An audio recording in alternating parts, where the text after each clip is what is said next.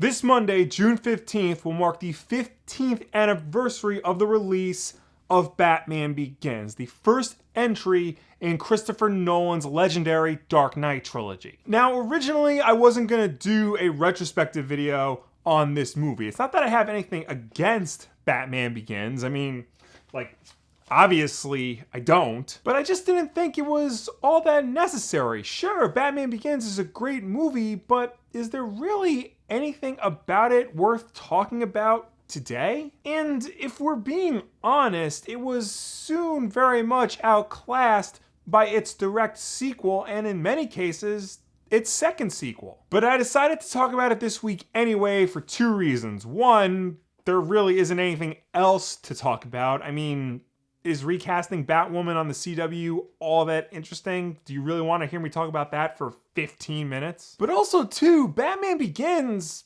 just friggin' rules. And it's unique amongst the other films in the Nolan trilogy in ways that I don't think enough people really talk about. So today, for its 15th anniversary, let's talk about it. Let's talk about Batman Begins.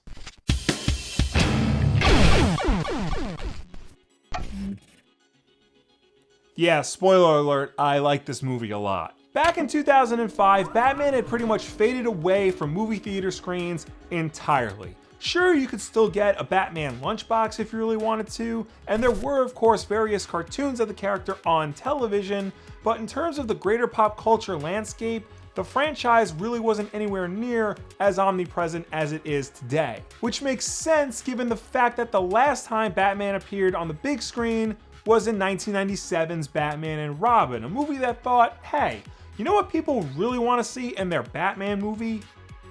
Ice puns. All right, everyone, chill. The Iceman cometh. Stay cool, bird boy. Yeah, that movie didn't do really well, and after that, you really couldn't find Batman anywhere other than the pages of the comics or in children's cartoons. And watching either of those weren't exactly the hip, cool things to do in the late 90s.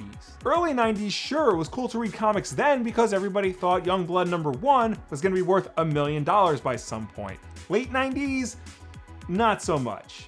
Joke's on them though, because that's when stories like Batman No Man's Land came out, and those were really great, so hindsight's always 20/20, I guess. Anyway, just because there were no new Batman movies between 1997 and 2005 doesn't mean that Warner Brothers wasn't trying to get a Batman movie out there. There were many different scripts and proposals submitted for direct sequels to Batman and Robin, such as Batman Unchained, Batman Triumphant, and Batman Dark Knight. All three of which, incidentally, featured the Scarecrow as the primary villain. There was, of course, a Batman Year One pitch from Darren Aronofsky and Frank Miller, which would have been radically different from Frank Miller's original Year One comic book, to the point where it really wasn't worth being called a Batman movie anymore. There was an attempt at getting a Batman Beyond's live-action movie made around this time, and this is something I feel like everybody still wants to see. I doubt we ever will, but think about it, Warner Brothers. You want to expand the DC superhero movies?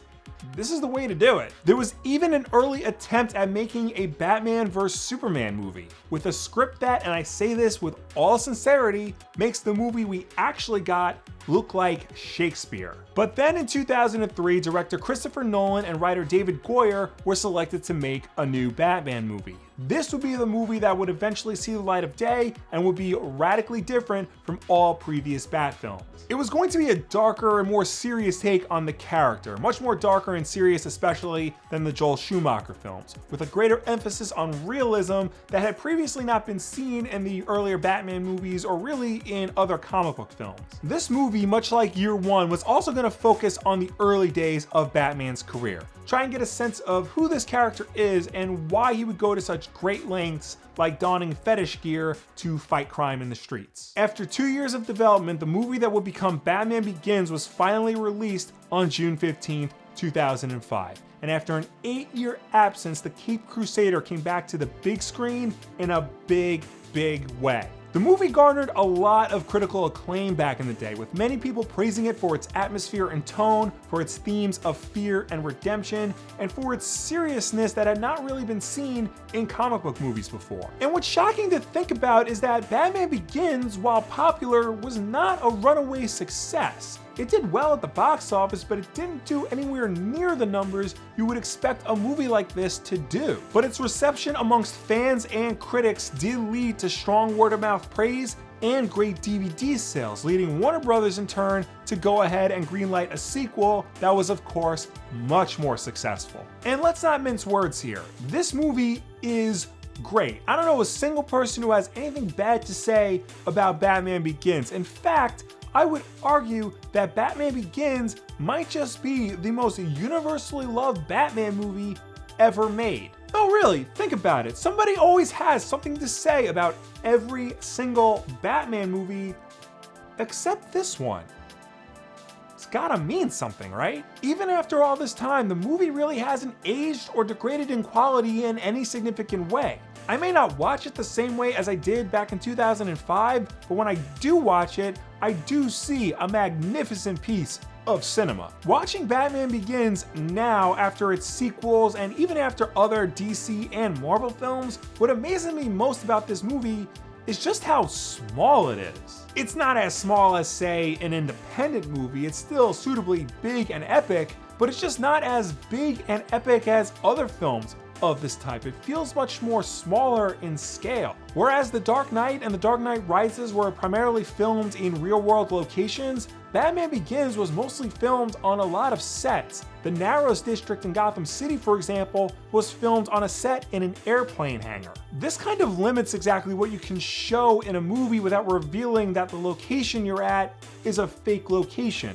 But the result is something much more intimate and personal with regards to its story and even its action scenes. And it really does benefit from this more personal approach to filmmaking, because more than any other Batman movie before or since, Batman Begins is a personal story about its title character. It is about who he is and why he chooses to do what he does. Previous Batman movies have been criticized for focusing more on their villains than they do on Batman himself. Even some of the later films get called out for having villains that steal the show from the main character. But Batman Begins really does put the focus on Bruce Wayne from start to finish. This is definitively his story to be told. You see him go through the process of training in the mountains. You see him assemble and test out his gear, learn to adjust to this new life he's committed himself to. The villains in this movie aren't forgettable. Liam Neeson is still a favorite amongst fans, as is Cillian Murphy as Scarecrow, but they're here to serve Batman's journey,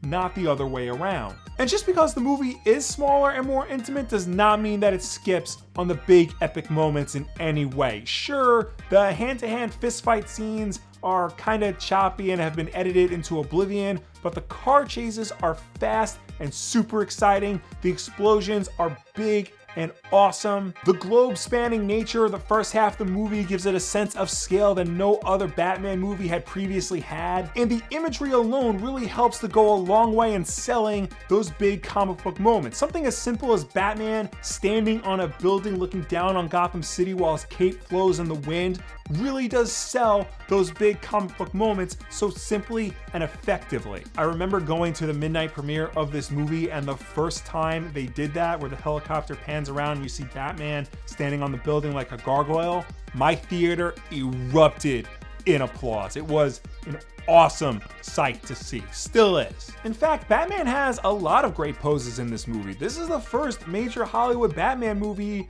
where the character kneels, and he doesn't really look uncomfortable or awkward doing it. He looks exactly like Batman would look when he's kneeling perched somewhere. Speaking of big comic book moments, Batman Begins is the first Batman film that I can remember referencing its comic book source material directly. Sure, the other films would come close, but would ultimately go off and do their own thing. Batman Begins, on the other hand, would get into specifics, like having his bat collar on the underside of his boot, like in Batman Year One, having the Scarecrow ride a horse, like in The Long Halloween. Hell, even something like Batman hanging upside down, stalking his prey, is way more comic book accurate than anything from the last two films. I mean, yeah, Sam Raimi's Spider-Man movies would do similar stuff, and movies like Ninja Turtles were almost literal adaptations of their source material, but this is Batman we're talking about here.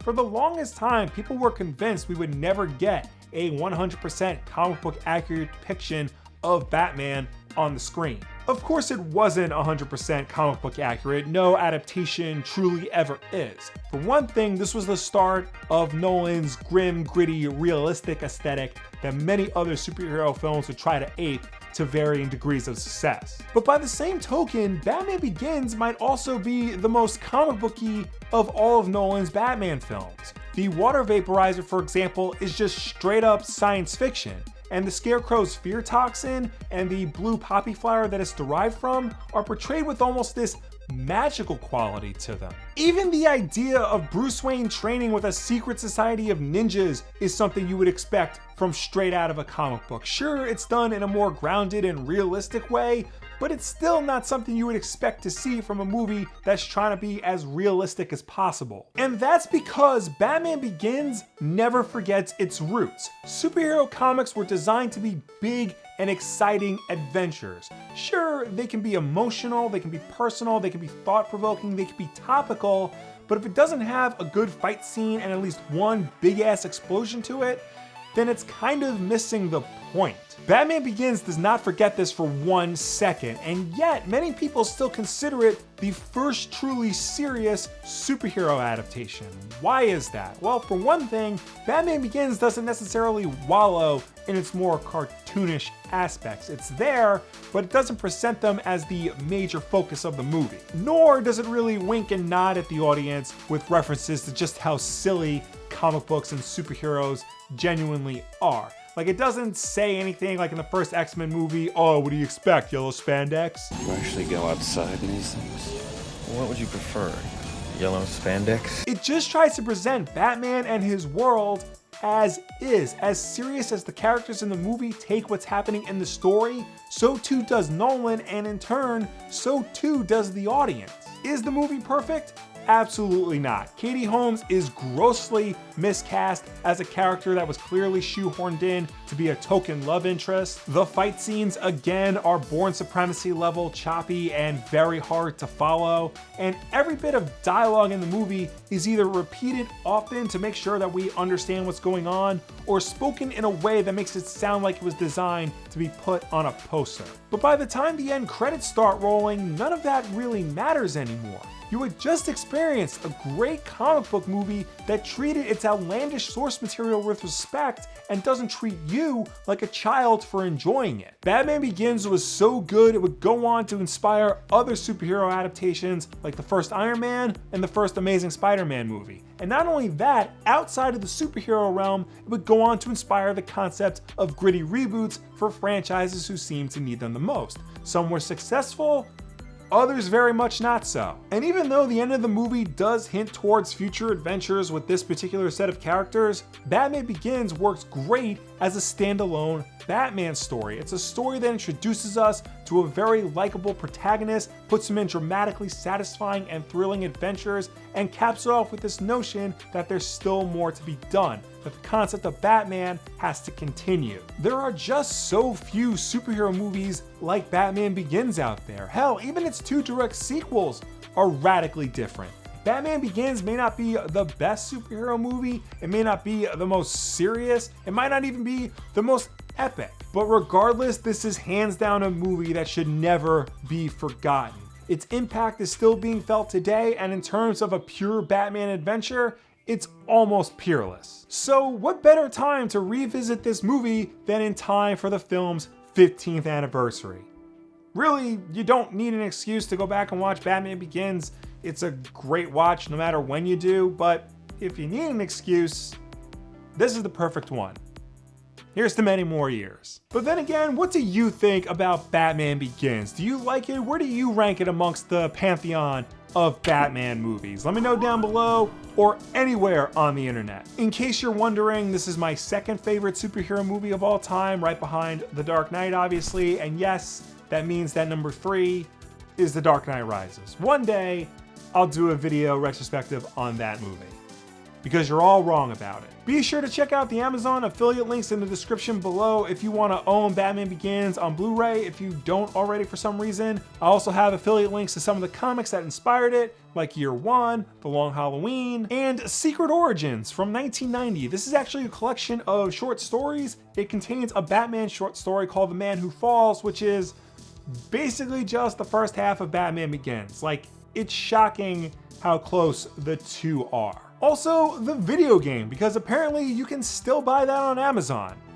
I've played it, it's fine, it's fine. And of course, don't forget that we have new videos on this channel every single Tuesday and Wednesday, with Wednesday night at 8 p.m. Eastern being Wulff Den Live. So subscribe to see all of that, like this video, and share it with a friend who can quote back to you pretty much any line from Batman Begins. Not that I can do that or anything.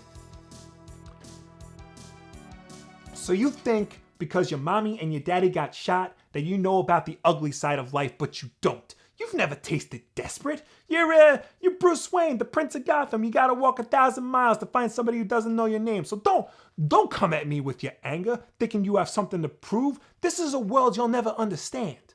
And you always fear what you don't understand. Thank you all for watching. I'll see you next time. I gotta go see a shrink.